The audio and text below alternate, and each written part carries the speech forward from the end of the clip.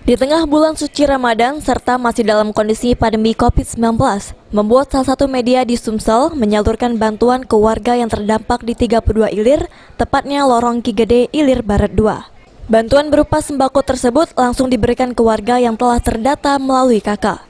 Hadi selaku salah satu dewan pembina dari media yang menyalurkan bantuan menjelaskan, bantuan ini sebagai bentuk kepedulian terhadap warga yang selama ini terdampak pandemi COVID-19, serta dalam masih suasana bulan Ramadan.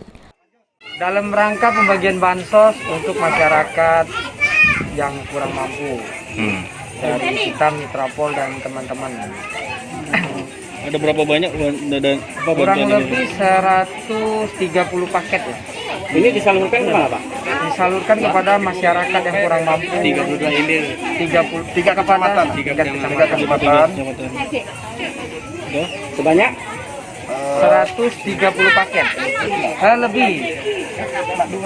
Kurang lebih 200 paket yang kita bagikan pada sore hari ini.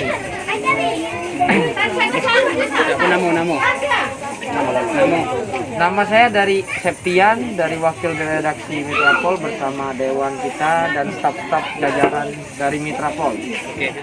Rencananya bantuan seperti ini akan kembali dilakukan ke warga di lokasi lainnya.